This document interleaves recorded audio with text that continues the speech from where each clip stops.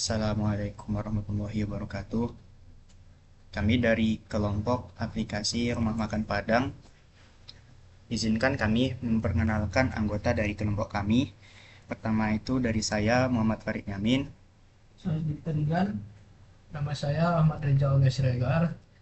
Nah, baik di sini Sidik sebagai moderator akan mengarahkan kami dalam mempresentasikan aplikasi kami menggunakan aplikasi NetBeans. Baik, ini adalah form pembelian yang dimana ini akan yang pertama kali bakal dijalankan. Program dimulai. Ini adalah programnya. Baik, yang dimana jika ini bagian checkboxnya ini sebenarnya kita tambah yang mau kita pesan cuma 12, kemudian kita add order, maka dia akan langsung masuk ke tabel ini, yang dimana fungsi add order, tombol add order ini adalah mengambil dari label ini, dari label harga ini dan menggantinya dengan nilai 12.000 untuk di database. Kemudian di order ini jumlahnya, yang dimana juga akan masuk ke sini ke bagian jumlah, dan hasil dari apa tadi, dari label tadi yang dimana ini 12.000, dan di sini seperti ini saya ambil pesan 3, maka akan dikalikan 3. Oke, selanjutnya untuk bagian reset dan exit akan dilanjutkan oleh teman saya Reza. Oke, di sini ada tombol reset dan exit. Kita akan klik kanan pada tombol reset, terus ke events.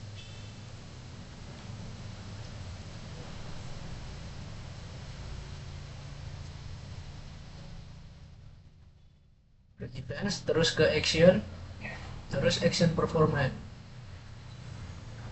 Di kode pertama ini untuk hapus semua baris dari tabel UI. Terus dia dicek di daftar pesanan yang di sebelah kanan itu, yang tadi dicek. Ini kan ada pas dia alur prosesnya, pas dia ada di sini, terus ke reset. Itu pesanan listnya langsung clear, langsung hilang, total semuanya jadi 0. Terus dia nanti akan keluar J option pane-nya atau dialognya, semua data telah terreset. Terus yang ke exit-nya sama kayak tadi, klik kanan, events, action performance. Di sini dia langsung aja dia confirm pakai J option pane dialog. Apakah Anda yakin keluar? Jika dia klik yes atau klik OK, maka dia akan keluar.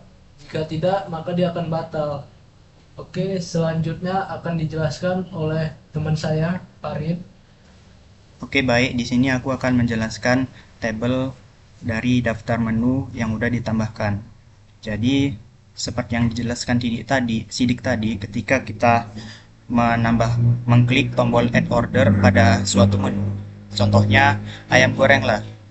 Misalnya ordernya 1, kemudian kita klik add order, maka dia akan bertambah pada tabel ini. Oke, kemudian untuk tombol bayar, untuk total dulu, untuk total, jadi dia menambahkan semua total harga yang ada di tabel tersebut. Oke, kemudian untuk tombol bayar, mungkin bisa dilihat codingannya dari desain, kemudian dari tombol bayar. Nah, dapat dilihat di sini.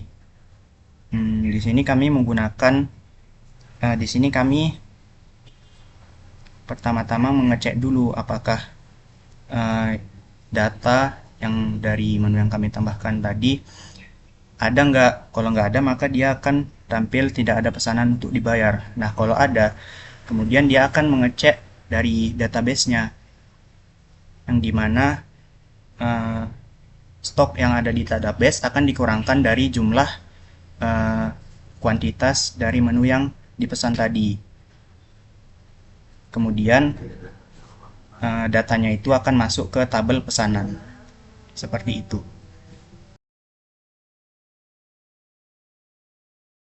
Nah, dapat dilihat Ketika tombol bayar diklik, maka akan muncul pesanan telah berhasil ditambahkan.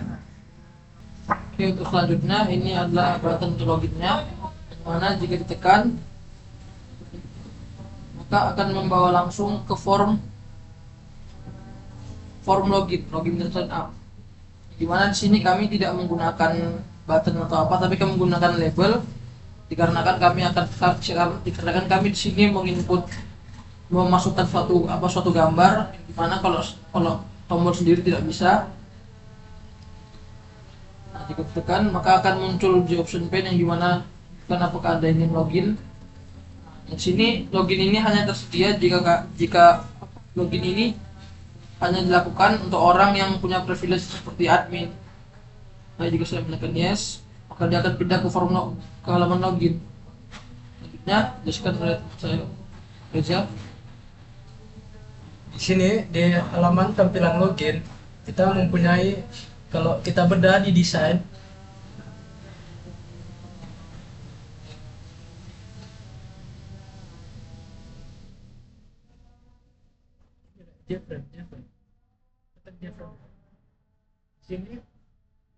di sini kalau dilihat dari desain kita punya dua panel. Jadi ada right dan left. Yang left ini dia itu kita menggunakan yang namanya JLabel dan JText. Di sini kita mempunyai dua J panel. Yang pertama itu ada right dan left. Di left ini kita memakai level, text field, terus J password, J button, sama J button. Terus di sebelah right-nya kita di sini menggunakan JLabel semua. Terus akan dijelaskan oleh teman saya, Farid. Nah, di sini di halaman login, kalau kita belum punya akun, kita harus sign up dulu. Nah, di sini sudah ada tombol sign up-nya, yang kalau ditekan akan mengarah ke halaman sign up.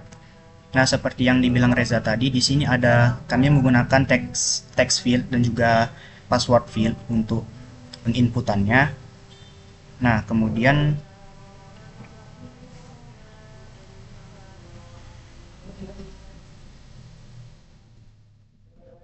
sebenarnya tampilannya hampir sama seperti form login, akan tetapi di sini ada tambahan field lain, yaitu nomor HP, yang dimana nomor HP ini berisi nomor HP pengguna. Oke, kemudian di sini ketika tombol sign up diklik, maka data yang diinputkan oleh user tadi akan masuk ke database.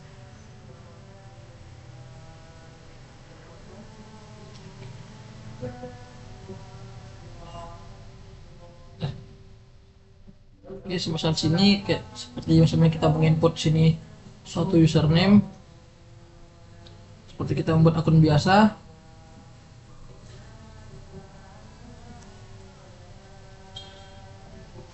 Akan sign up, maka dia akan keluar di option pane registrasi berhasil dan akan langsung pindah ke halaman login.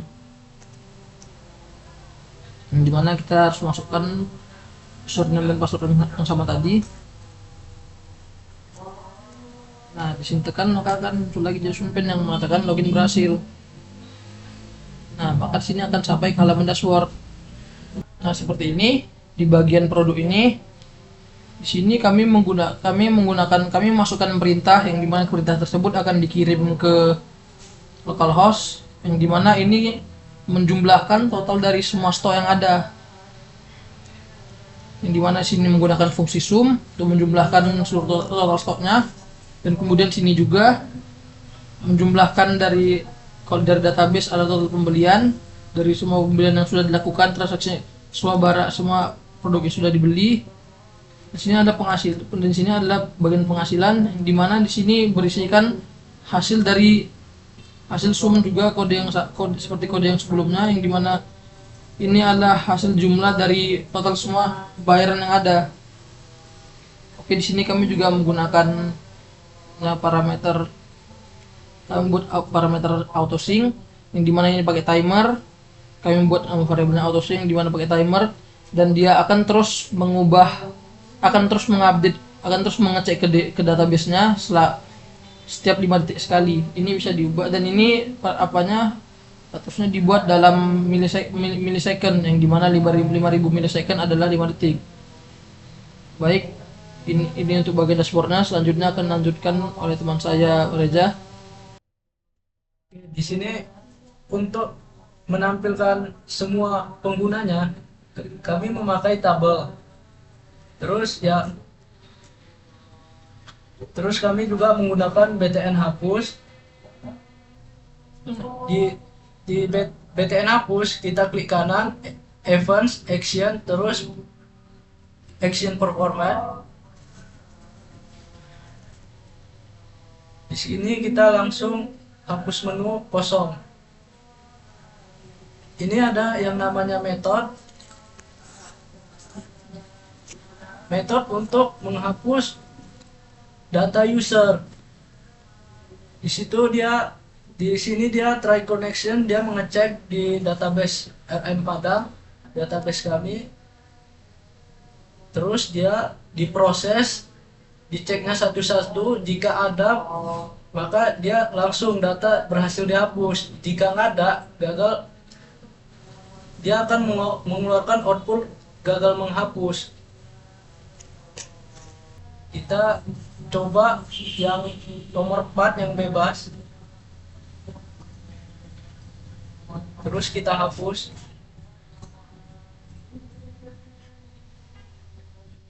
Oke, maka data berhasil dihapus. Oke, selanjutnya akan dijelaskan oleh teman saya. Oke, kemudian